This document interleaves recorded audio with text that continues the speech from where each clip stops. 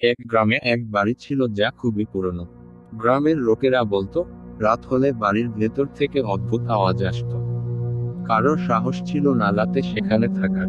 একদিন এক সাহসী যুবক নামী হারুন সেই বাড়ির ভেতরে রাত কাটানোর সিদ্ধান্ত নিল। সে প্রস্তুতি নিয়ে রাতে বাড়িতে প্রবেশ করল।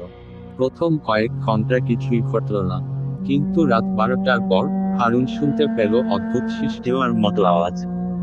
সঙ্গেই সাথে ঘরের আসবাবপত্র আন্দোলিত হতে লাগলো। হারুন সাহসের সাথে ঘরের ভেতর তাকিয়ে দেখল, এক অন্ধকার পিশাচির মুখ দেখা যাচ্ছে। পিশাচিটি গম্ভীরভাবে বলল, আমার মুক্তির জন্য আমাকে সাহায্য করো, আমি এই বাড়িতে বন্দী হয়ে আছি।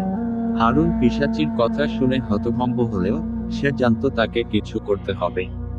সে পিশাচিকে সাহায্য করার জন্য ভূতে পড়া পান্ডুলিপি পড়তে শুরু করলো। পান্ডুলিপির শেষ অংশে লেখা ছিল যে পিশাচির আত্মাকে মুক্ত করতে হলে তার দুঃখের গল্প শুনতে হবে এবং তাকে শান্তি দিতে হবে। হারুন সেই রাতেই পিশাচির দুঃখের গল্প শুনে তাকে শান্তি দিল। পরদিন সকালে পিশাচির আত্মা শান্তি পেল এবং সেই পুরনো বাড়ি অমলিন হয়ে গেল। গ্রামের লোকেরা আবার শান্তি ফিরে পেল এবং হারুন সাহসিকতার জন্য প্রশংসা পেল।